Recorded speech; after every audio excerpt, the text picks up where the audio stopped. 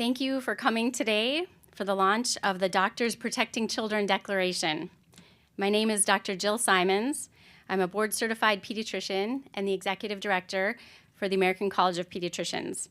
Today, I'm here alongside my colleagues representing the coalition of co-signers of the Doctors Protecting Children Declaration. Our coalition consists of physicians, together with nurses, behavioral health clinicians, other health professionals, scientists, researchers, and public health and policy professionals. And we have serious concerns about the physical and mental health effects of the current protocols promoted for the care of children and adolescents in the United States who express discomfort with their biological sex. This declaration was authored by the American College of Pediatricians, but really it was developed from the expertise of hundreds of doctors, researchers, and other healthcare workers and leaders who, for years, have been sounding the alarm on the harmful protocols that continue to be promoted by the medical organizations in the United States. Despite recent revelations from the leaked WPATH files and the recent release of the final report from the CAS review, these medical organizations have not changed course. So we are calling on these medical organizations of the United States, including the American Academy of Pediatrics, the Endocrine Society, the Pediatric Endocrine Society, the American Medical Association, the American Psychological Association, and the American Academy of Child and Adolescent Psychiatry to follow the science and their European colleagues and immediately stop the promotion of social affirmation, puberty blockers, cross-sex hormones, and surgeries for children and adolescents who experience distress over their biological sex. In our declaration, we affirm that sex is a dimorphic, innate trait defined in relation to an organism's biological role in reproduction, male and female. This genetic signature is present in every nucleated somatic cell in the body and is not altered by drugs or surgical interventions. Consideration of these innate differences is critical to the practice of good medicine and to the development of sound policy for children and adults alike. Medical decision-making should be based upon an individual's biological sex. It should respect biological reality and the dignity of the person by compassionately addressing the whole person. We are here defying the claims made by these medical organizations in the US that those of us who are concerned are a minority and that their protocols are consensus. They are not consensus, and we are speaking in a loud, unified voice, enough. We also encourage the physicians who are members of these professional organizations to contact their leadership and urge them to adhere to the evidence-based research now available. This declaration is live on the website, doctorsprotectingchildren.org. Please read it. You can see the impressive coalition of co-signers already on there, and you can sign. I'm now going to turn it over to each of my colleagues standing here with me to introduce themselves and say a few words about the declaration. Note that these courageous leaders represent thousands of doctors and healthcare workers within their organization. Thank you. Dr. Van Mol. Good morning. I'm Dr. Andre Van Mol. I'm a board-certified family physician. I'm here today representing the Christian Medical and Dental Associations, American College of Pediatricians, and the American Academy of Medical Ethics. Briefly, gender dysphoria is a diagnosis, whereas transgenderism is an ideology. The natural course of gender dysphoria is desistance by adulthood, conservatively in 85% of the cases, unless it is affirmed. Gender dysphoria carries with it the overwhelming probability of underlying mental health issues, adverse family dynamics, adverse childhood experiences, and autism spectrum disorder that usually predate the gender dysphoria itself. The probability of both desistance and underlying mental health and other issues is why watchful waiting, coupled with mental health evaluation and counseling for both patient and family, was once and is increasingly again recognized as the standard of care for minors with gender dysphoria. Systematic literature reviews done in the United Kingdom, Sweden, Finland, and Germany show that so-called gender-affirming healthcare is out of step with the evidence base for gender dysphoric youth. Transition affirmation is not proven to be safe or effective long-term. It does not reduce suicides, It does not repair mental health issues or trauma. Minors cannot give truly informed consent. Children have developing and immature brains. Their minds change often. They are prone to risk-taking. They are vulnerable to peer pressure, and they don't grasp long-term consequences. Refusing to provide gender transition procedures, or so-called gender-affirming healthcare, is non-discriminatory and is appropriate both professionally and scientifically.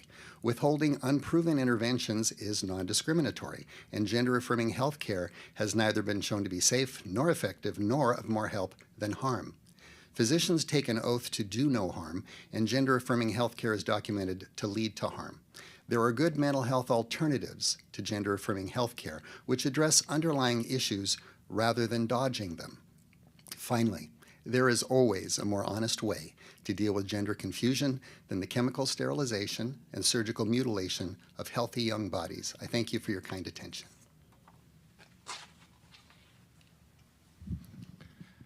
Hello, my name is Dr. Carl Benzio. I'm a board-certified psychiatrist. I represent Honey Lake Clinic, a residential treatment facility, American Academy of Medical Ethics, and American Association of Christian Counselors, and the Christian Medical and Dental Association. The great philosopher Voltaire warned, when people believe absurdities, they will commit atrocities. Directing adolescent programs is one of my specialties. We always knew gender confusion, dysphoria, dissonance, and evasion was a manifestation of deeper psychological struggles. These struggles usually emanate from dysfunctional or misinterpreted relational dynamics with parents, siblings, and peers, from being victims of abuse or early sexualization as minors, or having compromised social skills, as in autism or developmental disorders. For many, these struggles resolved when puberty hit. But for those that didn't, or other cases where significant disruption, distress, or obsessing occurred, the standard of care was psychological or psychiatric evaluation to diagnose the underlying psychiatric issues, followed by individual and usually family therapy, often for at least 9 to 18 months. This treatment was delivered by trained, licensed psychotherapists and psychiatrists, as we have expertise in helping patients remedy the internal unconscious struggles which precipitate their gender confusion. Psychiatric evaluation and care is paramount and necessary because gender confusion is not a biological issue. It is a psychological one. After implementing GAT, various countries have realized GAT not only ignores the underlying psychological issues, but it also inflicts a host of new ones. Sadly, these problems are compounded by the psychological and physical damage that social, chemical, and surgical transitioning causes. England, Finland, Denmark, and Sweden are reversing their GAT positions and advocating for the more successful standard of care, which is psychiatric evaluation and treatment. As a healthcare professional, I'm saddened by the ongoing suffering caused by GAT. I desire for all children to find healing. Please join us in stopping the belief in absurd GAT policies and malpractice, and let's get back to gender confusion treatment standards based on sound science, common sense, and the truth, so we can protect kids from atrocities inflicted on their mind, body, and spirit. Good morning. I'm Dr. Erica LeBaron. I'm a board-certified family physician, and I'm the president-elect of the Association of American Physicians and Surgeons. We were founded in 1943 as a physician organization that represents independent physicians, and we have members in virtually every state and almost every medical specialty. We are devoted to the practice of medicine in the tradition of Hippocrates. Unfortunately, the protocols currently being pushed on children and adolescents violate the fundamental precepts of Hippocratic medicine, which is to prescribe regimen for the good of the patient and ultimately to do no harm. It is my honor to be here today to express the utmost support from the Association of American Physicians and Surgeons to this coalition and its declaration to protect children.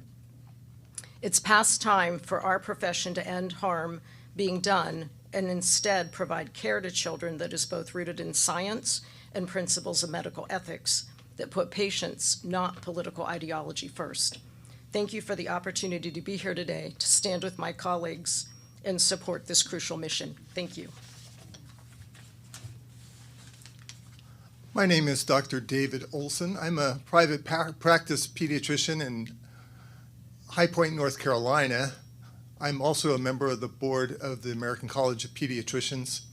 I'm here to enthusiastically support this declaration today, and I urge all of my colleagues, regardless of your medical specialty, everywhere, to read the declaration, read the references, and then to make a careful decision and sign on. The time to act is now. Thank you.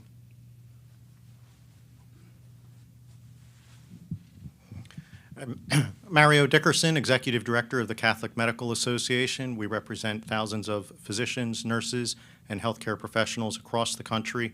We're proud to be a part of this collaborative effort and stand here with our colleagues. Thank you.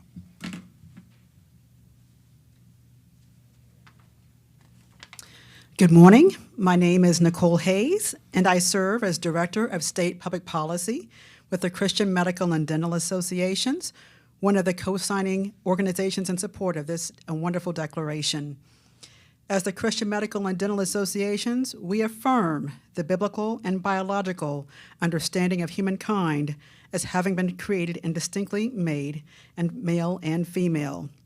We are pleased to sign on to the Doctors Protecting Children Declaration as ethical healthcare professionals and others who are committed to providing and ensuring compassionate, evidence-based care, which is central to how we care for our patients. Medical decision-making should respect biological reality and the dignity of the person by compassionately addressing the whole person. Anything less is disastrous for patients and for the healthcare profession and will not promote human flourishing. We urge the practice of evidence-based care for children and adolescents struggling with gender dysphoria. This does not require courage, inasmuch as it only requires acknowledging truth and a desire to help and not harm. Thank you.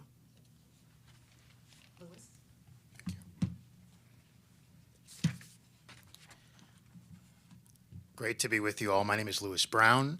I'm an attorney and serve as a board member and vice president of public policy for the Catholic Healthcare Leadership Alliance. The Catholic Healthcare Leadership Alliance is pleased to support the Doctors Protecting Children Declaration because every child deserves ethical medical care that protects each child's life, health, and human dignity. Medical and scientific research clearly demonstrate that so-called gender-affirming procedures are seriously harmful to a child's physical, mental, and emotional health and well-being. Children dealing with gender confusion or gender dysphoria are owed love, compassion, and medical care based on the truth and goodness of their humanity and body, mind, and soul.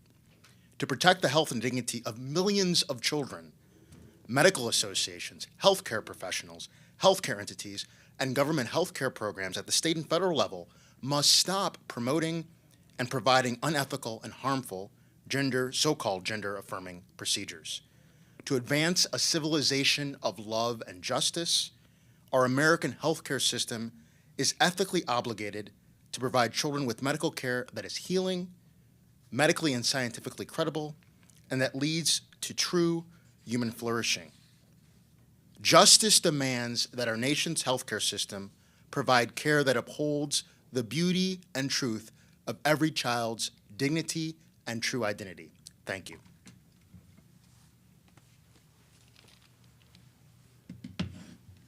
Thank you, all of you. Thank you. It's an honor to stand here representing this coalition. And as you've heard, we've spoken loud and clear that we are going to protect children. And our colleagues are supporting us. And we urge you to read the declaration, urge the medical organizations of the United States to read this declaration and to stop these harmful procedures. We do have some time to entertain a few questions, if there are any.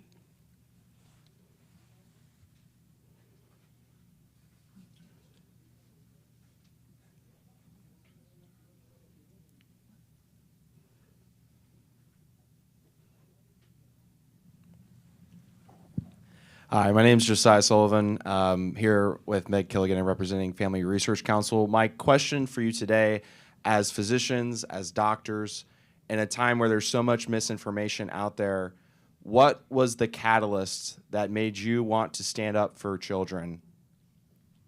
It's a very good question because all of us up here have been sounding this alarm for years and meeting resistance and being pushed to the side.